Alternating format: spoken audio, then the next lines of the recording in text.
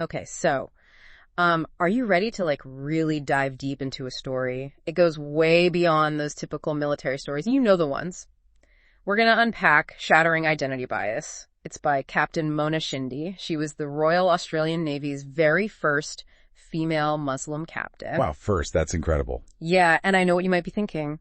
Bravery, discipline, probably some pretty intense stories about being at sea. Right, of course. And you're not wrong, but Shindy's story, it's so much more than that. Like, it makes you think about challenging assumptions, and how those stereotypes get broken down. And it's really about how just one person's experiences can, like, open your eyes to the whole world, you know what I mean? Absolutely. And I think what's so fascinating about this book is that she doesn't shy away from, like, the hard stuff at all. Racism, sexism, Islamophobia. She tackles it head on. But with this book, it's so compelling because it's ultimately about resilience and growth and how we can like start having those tough conversations about social change, Yeah, exactly. And she writes in a way that's just so honest. You can't help but feel like you're right there with her, experiencing everything. That honesty, being so vulnerable, that's what makes her story relatable for anyone, even if you've never even seen a naval base in person. Exactly. It's relatable because it's about that immigrant experience, that struggle of trying to figure out how your own cultural identity fits in, and then ultimately just searching for that feeling of belonging in a world that often wants to put you in a box and say, this is who you are. Yeah, for sure. And she starts right at the beginning with her childhood in Cairo. Shindy really paints this vivid picture of her life before her family moved to Australia. There's this one story, I couldn't get it out of my head, about when they first arrived at the airport in Sydney. She was only 7, and she talks about being totally disoriented, like everyone's speaking a language she doesn't understand, and she feels like she's been dropped into this movie where she has no idea what's going on. It's like that classic fish out of water experience. So many immigrants have been there. Everything is new. Nothing feels familiar. And even the simplest things can feel monumental. Right. And she even tells the story about their family car. It wasn't anything fancy, just this beat up old Holden station wagon, Even had that mismatched paint job. I can picture it. But the way Shindy describes it, that car was like the symbol of their new life in Australia. It represented freedom. The freedom to move around and explore their new home on their own terms. And it's interesting how those objects become so symbolic, right? For Shindy's family, that car wasn't just transport. It represented that they had made it. Exactly. And she talks about how every weekend they'd all pile into that car and drive to Maroubra Beach. It became their safe place, their little piece of paradise. Where the mismatched paint probably fit right in. Exactly. But even in that kind of idyllic setting, Shindy talks about how she still had to deal with prejudice. And that's the thing about bias.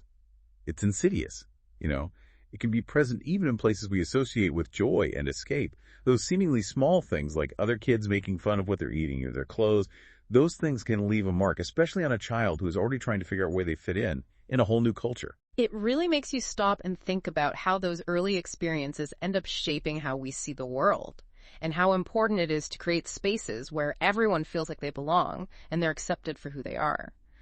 Shindy's story, though, it doesn't end at the beach. School, it became another challenge for her. She talks about struggling to learn English, feeling lost in class like she's always behind. And she even mentions how her parents, both of whom were highly educated professionals back in Egypt, started to question whether moving to Australia was the right decision. It's understandable, isn't it? That self-doubt creeps in. These parents, they've given up everything for their kids' future. And when those kids face difficulties early on, it can be so hard. Especially when you're trying to navigate a system that feels completely foreign to you. It's heartbreaking to read about how much she struggled, but then she talks about this teacher, Miss Bray, who she met in year 3. Miss Bray saw something special in her, even with the language barrier. Which is the mark of a truly great teacher, right? It's more than just teaching from the textbook. It's about encouraging and believing in your students, seeing their potential, even when they can't see it in themselves yet. That's it exactly. And for Shindy, Miss Bray's belief made all the difference. She goes from being at the bottom of the class to excelling in her studies. It shows how much she was willing to persevere, but it also reminds us how crucial those support systems are, especially when you're young and facing obstacles. Absolutely. That support, that belief in her potential. It was like laying the foundation for all the success she'd go on to achieve. But like we're going to hear, life had other plans for Shindy, and she'd soon have to face a challenge that would force her to find a new level of resilience and discover the incredible power of community. Yeah, and throughout her story, you see these moments where she really has to dig deep and find that strength, and one of the most powerful examples It's the sudden passing of her father when she was just a teenager. It really makes you think about how quickly things can change, how fragile life is, and what a profound impact those kinds of losses have, especially when you're young. Yeah, that part really stuck with me too. The way Shindy describes her dad, he was this healthy guy, full of life, and then bam, he's gone. It started with just a sore arm, and then it escalated to pneumonia, heart attack, stroke. It's like this whole cascade of health problems, one after another. It really puts things into perspective, doesn't it? Makes you realize how easily we can take our health for granted. But even in the midst of all that grief and shock, Shindy talks about how her family came together leaning on their faith and their community for support. And that's when she really steps up too. She talks about being there for her mom, helping to translate at the hospital, navigating this complicated system during such a stressful time. You really get the feeling that she had to grow up fast. Absolutely, she had to take on all this responsibility, but it also reveals so much about her character. This tragedy, as awful as it was, it became this turning point for her personal growth. It really highlights her resilience, her compassion, her leadership, all those qualities, and it gets you thinking about how these difficult experiences, those curveballs life throws at us, can shape who we become. It's like that loss, as heartbreaking as it was, it fueled her determination to make her dad proud, to carve out her own path. She's excelling in school, her older brother joins the Navy, and then this surprised everyone. Shindy decides to follow in his footsteps. It's interesting, right? Because on the surface, the military might not seem like the obvious choice for a young woman from a Muslim background. But when you read about what drew her to it, it makes sense that challenge, the opportunity to work with technology, to see the world, to create this different kind of future for herself. It was that drive, that desire to break free from what people expected, that led her to the Australian Navy. But as we're about to find out, this new chapter comes with a whole other set of challenges that would test her resilience in ways she never could have imagined. This wasn't just about adapting to a tough new environment, It was about facing bias head on. And this is where her story gets even more complex. Because she's not only dealing with the challenges of being a woman in a very male-dominated field, but she's also up against the stereotypes and prejudices that come with her fate. It's like this double whammy of bias, right? It's not just about being a woman in a man's world. It's about those assumptions people make based on her religion. How do you think that impacts someone's ability to trust their colleagues, especially in a setting like that? Oh, it's huge. Imagine constantly feeling like you have to prove yourself, break down these preconceived notions just to be seen as an equal, as someone deserving of basic respect. It takes a toll. And Shindy doesn't hold back. She talks about experiencing sexism, Islamophobia, this constant feeling of not belonging.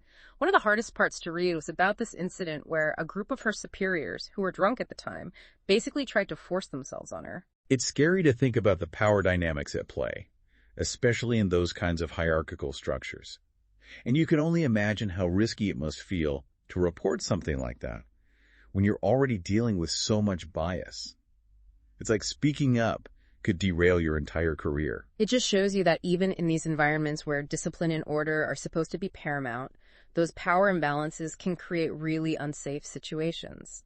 Makes you wonder, even in a structured system like the Navy, how do you really address those issues? How do you make sure everyone feels safe and respected? Yeah, it requires a real shift. It's not enough to just acknowledge that these problems exist. You have to actively work to change the systems and the cultures that allow them to thrive in the first place. Totally. And for Shindy, in that moment, it was about survival. She had to figure out a way to navigate that hostility to protect herself without giving up on her ambitions. And you see this incredible resilience come through even in those high-pressure moments. She was determined to succeed, but on her own terms. Yeah. She refused to let those experiences define her or derail her dreams. Yeah. She finishes her training, gets assigned to a ship, and eventually finds her footing professionally and personally. Which is incredible, considering everything she had already gone through. But as we're going to find out, just when she starts to find her place in the Navy, life throws another curveball her way: motherhood. And this wasn't just about diapers and late-night feedings. It meant confronting the Navy's lack of understanding about what it means to be a working mom. And how to support those women who are trying to balance the demands of a military career with raising a family. It's kind of wild to think about, right?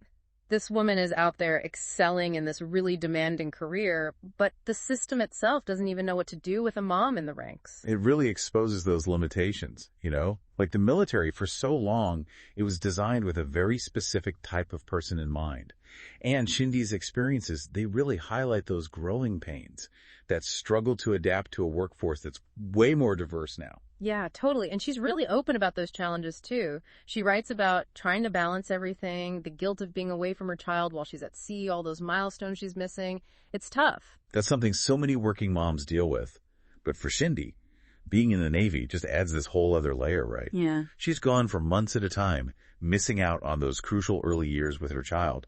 It makes you realize we need better support systems, not just in the military, but everywhere. Big time. And true to form, Shindy tackles it head on. She writes this letter to her superiors, and it's surprisingly blunt, outlining her childcare plans and asking for back-to-back deployments so she can manage her job and minimize disruption for her family. That's bold, putting it all out there like that. And while it shows how determined she was to make it work, it also just underscores this lack of understanding.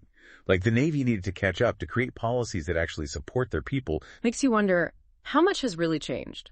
Are things any better for working parents today, or are these battles still being fought? But speaking of battles, there's another one that Shindy talks about, a much more personal one. This is where her story takes another unexpected turn. After returning from the Hajj pilgrimage, she decides to start wearing the hijab publicly. Such a personal decision, a really public statement of faith.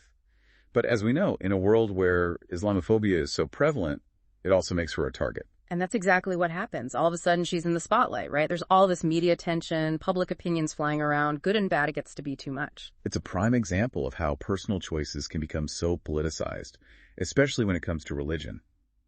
Shindy, in that moment, becomes this symbol, and her story gets used to push all these different agendas. And she never asked for that. She was just trying to live authentically to reconcile her faith with her career. Which brings us back to the problem of tokenism. It's one thing for an organization to say they value diversity, but it's another thing entirely to actually create a culture where people feel safe and supported, being themselves, expressing their beliefs. It's like walk the walk, not just talk the talk. And unfortunately for Shindy, the Navy didn't really live up to their own word. Exactly. When they were faced with public criticism, they seemed more concerned with damage control, protecting their image, than actually supporting her. And that's where the book takes on this kind of bittersweet tone. You've got this amazing woman breaking barriers left and right, achieving what seemed impossible, yet she's still having to fight for basic respect. It's heartbreaking. She gets labeled a troublemaker, just for speaking her truth, for challenging the way things are. It's a sad reality that the people who are brave enough to point out the flaws in the system, they're often the ones that get penalized. And ultimately that leads Shindy to a really tough decision leaving the Navy. It's clear that she felt disillusioned, like she'd hit a wall that she couldn't break through. It really shows you that sometimes moving forward means walking away from the systems that aren't serving you, even if it means leaving behind a career you poured everything into. And that's what makes Shindy's story so powerful.